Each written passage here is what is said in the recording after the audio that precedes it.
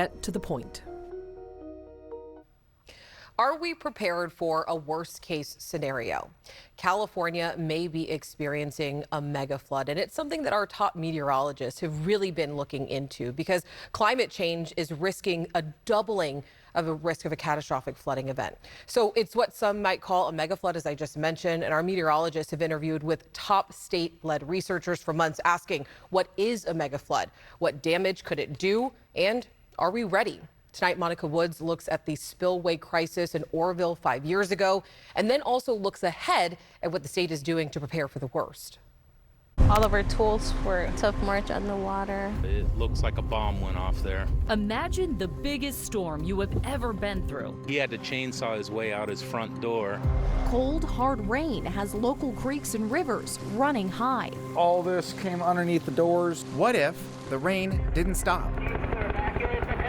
A levee breaks, and now your neighborhood is taking on water. In Sacramento region alone, there's over 514,000 people that are protected by these levees. Studies suggest that Sacramento is actually one of the top 10 in the nation most at risk for flooding due to rivers. The most intense atmospheric river storms are likely to become significantly more intense. And certainly the spillway incident was one of those instances where we did not have time. Are we prepared? This is Mega Flood. We're already in a world where the likelihood of a catastrophic flood has doubled at any given year. And that's the kind of thing that keeps people like us up at night. Brian Johnson is a member of the Central Valley Flood Protection Board. Their mission, updating the state's plan to keep us all safe from catastrophic flooding. People talk about how we may be overdue for the big one for an earthquake in Northern California. That's probably true for the big flood as well. A flood event that would dwarf the record-breaking water year of 2017, when the Oroville Reservoir couldn't hold the amount of water coming in from rain and Sierra snowmelt. In February of that year, we had a series of storms coming into the lake. We were operating the lake like we normally do to hold back some of the water and then release it gradually into the Feather River when we found the damage in the spillway. Unfortunately, it was damage that was too large to repair and really resulted in a failure of this spillway. Making it nearly impossible to release enough water from the rapidly rising lake, putting pressure on the country's tallest dam, standing over 70 stories high. The risk of massive flooding growing by the hour for people living in the valley below. Well, me as a mom, the first thing I thought was get my family out of there. You know, it was very scary at that moment. One set of parents down the street, the other 20 minutes away. Mariana and David moving quickly. It was mayhem for a while, man. People were going crazy here. And a life they worked so hard to build, hanging in the balance. I mean, friends here, I mean, you know, our house where I was born at. I mean, it's just, like, for example, we built this ourselves here. We put the trailer here, we put the porch here. I mean, things we worked or, you know, tears, blood, and sweat type of deal into it. I mean, imagine all that going down. I mean, losing it. You work so much, you just feel like somebody just took it away from you. The Rodriguezes remembering the night they and nearly 200,000 others got the call for immediate evacuation. The state responding to reduce the risk of a repeat. 13 million pounds of reinforcing steel was put in place here. And then additionally, at the emergency spillway over to the left here, we placed 750,000 cubic yards of concrete to help protect the hillside. I'm walking on top of the country's tallest dam, holding back over 3.5 million acre-feet of water. Now, if this whole facility were to fail, it would send all of that water downhill, flooding areas like Oroville, Marysville, and even into Sacramento. The valley is a natural floodplain, sitting thousands of feet lower than our highest peaks. Snowmelt and runoff move downhill, filling reservoirs. When water is released, it keeps moving downstream to rivers, a dangerous place for accumulating water. The Sacramento River as a whole is called a perched river, which means the flow line, the bottom of the river, in many cases is higher than the land that's on each side of it.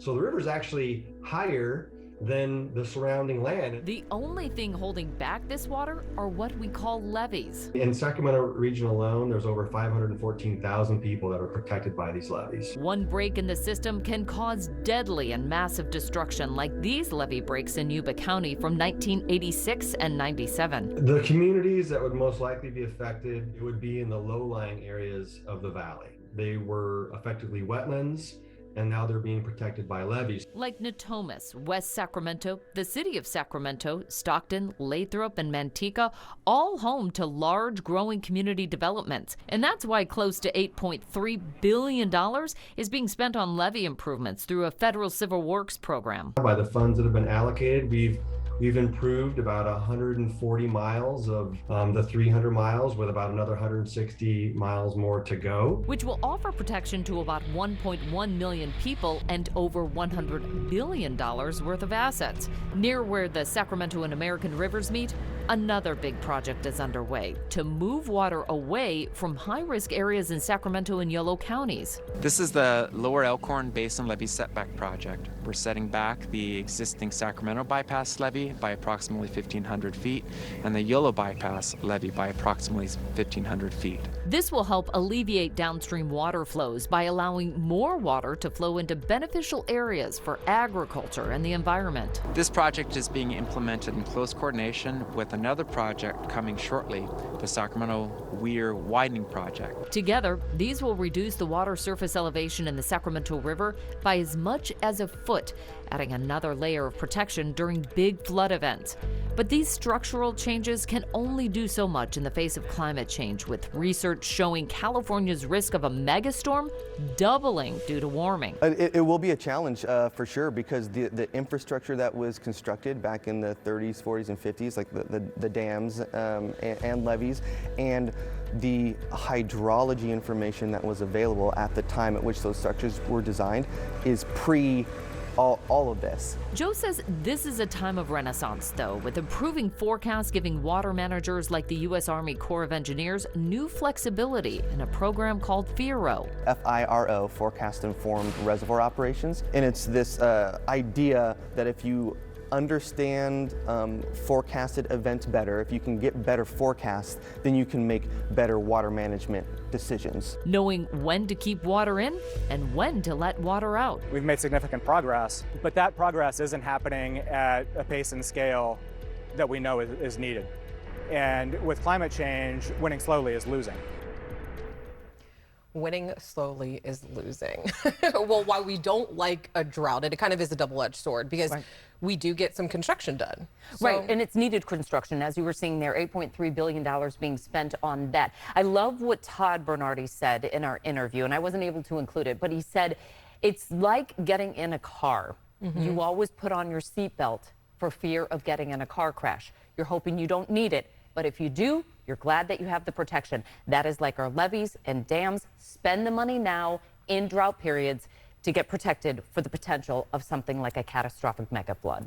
And Monica, something that we've been covering here on To The Point are unhoused individuals living in the levees. And it's something that we've seen, it's something that we've been following, which is not only dangerous should something break, but it's also concerning because it causes some risk to the integrity of the infrastructure. Right, and so that makes it vulnerable. What happens is you kind of burrow into that. Let's say there's big water flows coming through. It continues to press on that and erode parts of the levee. Now, it's not just the homeless or people that are unhoused. It's also beavers and some of the wildlife that are out there. So the U.S. Army Corps of Engineers, they do a lot of surveys to make sure that those levees are intact and structurally sound.